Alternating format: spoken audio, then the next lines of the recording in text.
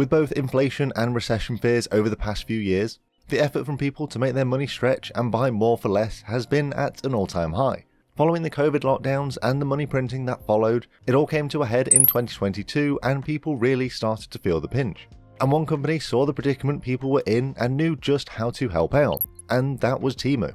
They ran an advertising masterclass at just the right time, with their shopping like a billionaire ads running and paying influencers to post their Temu hauls, showing off the huge amount of products they could buy that would normally cost thousands of dollars, but from Temu would be sold at a fraction of the price. Rolex and Apple watches that normally run for hundreds or thousands of dollars were available on Temu for less than $30 or sometimes even $10. Now just about everything on there is fake, so you could run the risk of your fake Apple Watch blowing up on your wrist or whilst it's charging, but the savings you got for it, well, they seemed worth it for many people. But with the massive popularity that Temu had and the never-ending Temu haul videos people were seeing everywhere they went, raised a few questions, specifically about how they were able to make their products so cheap, and the answer turned out to be quite simple: slaves. If you don't pay your workers, then all of a sudden you've just cut down on one of your biggest expenses as a business owner, meaning you can sell your products at prices that almost no one else can match, unless they also use slaves like Shein. But where do they get these slaves from? Well, a lot of the products, and specifically the clothes these two companies sell, are being manufactured in the Xinjiang province of China, which just so happens to also be the same area that's home to the Uighur Muslim population of China that are regularly imprisoned and brought into forced labour camps, with many of these Uyghurs being brought into the region's cotton fields, and with around 1/5 of the world's total supply of cotton coming from China, and this region specifically, it's likely to be in most clothing that you wear. The opportunity for these Chinese companies to use this free forced labour to their gain hasn't been wasted by them, with some US departments estimating there to be around 1 million slaves in the Xinjiang region currently, with an estimated 100,000 working on these cotton farms alone.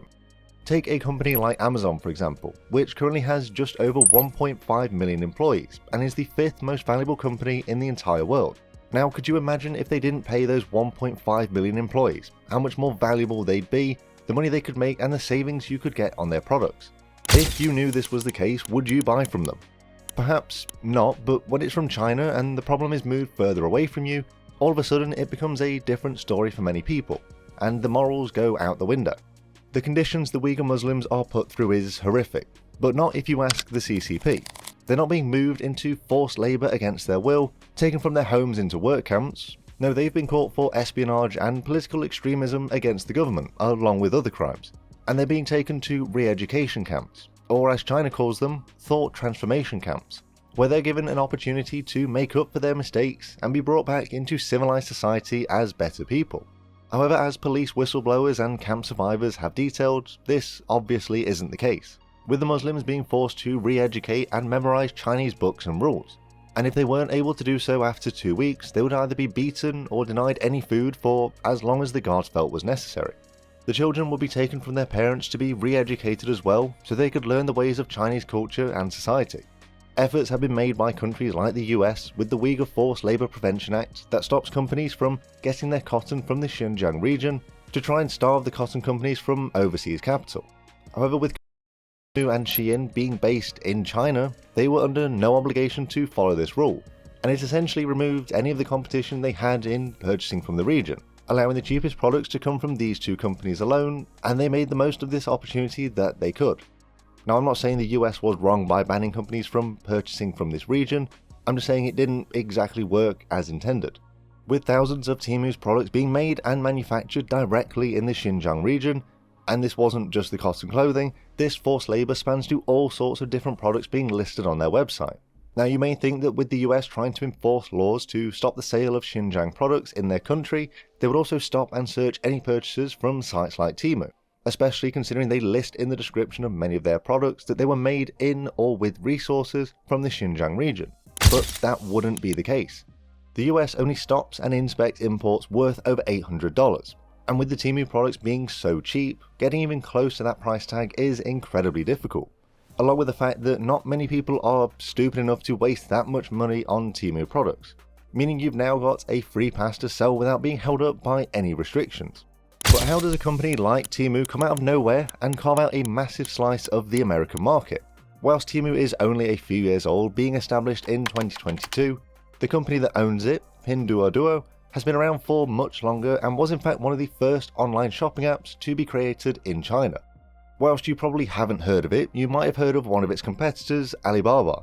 Well, Pinduoduo is bigger in terms of users compared to Alibaba, so these aren't nobodies that we're dealing with here. After dominating the Chinese market in a short period of time, they wanted to expand and test out international markets, but needed a new front for their business to do this, which is where Temu comes in. But this wasn't going to be easy, especially with a company like Amazon already having completely dominated the American market along with the rest of the world for so long.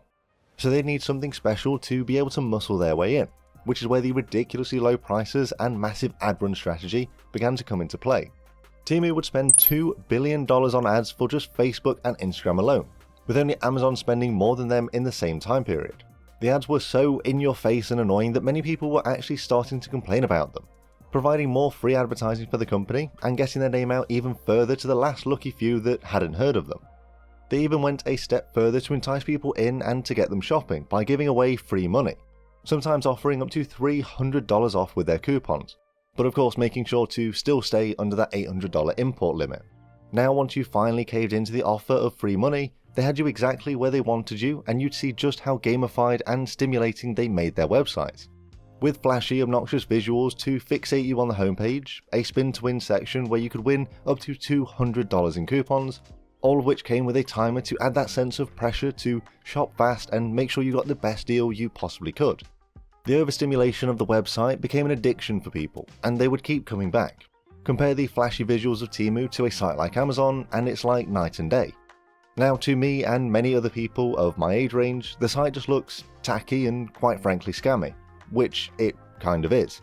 But to older demographics, the ones with the most time on their hands and the most money in their pockets, it's likely to look like just a regular website. And Temu knew that whilst they'd caught the intrigue of the under 35 demographic, they were missing out on the biggest demographic of all with the most money, everyone over 35.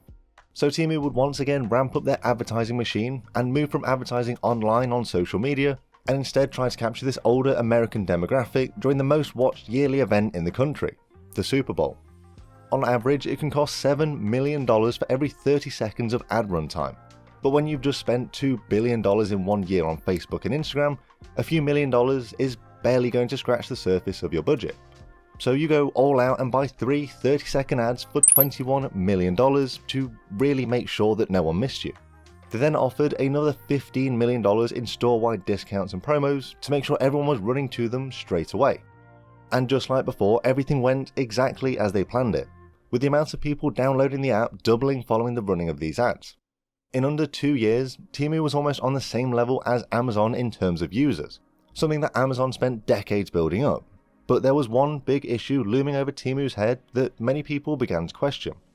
You may have heard me talk about how much Temu has been spending on ads, but I haven't mentioned anything about how much they make.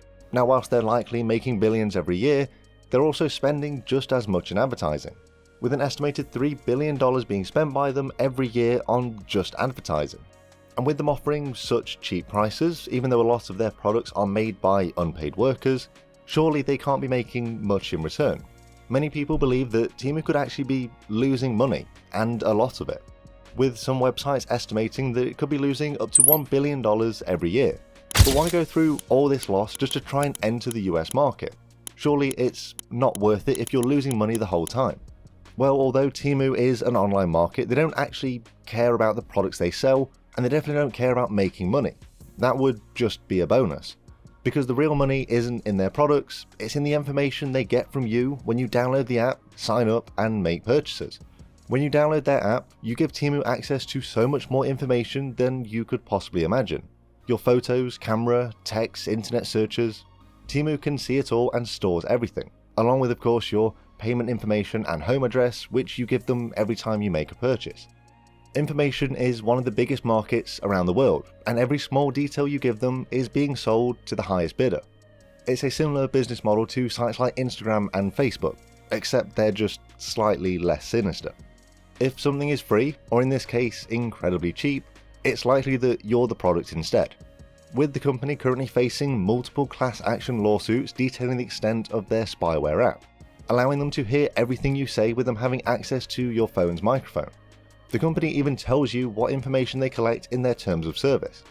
Now, there's one thing you have to remember in all of this. Although the company is likely losing a lot of money yearly, it is still based in China. And if the company is able to gather all this information from the US populace and is helping further the Chinese government's regime, it will likely do everything in its power to keep this ship afloat.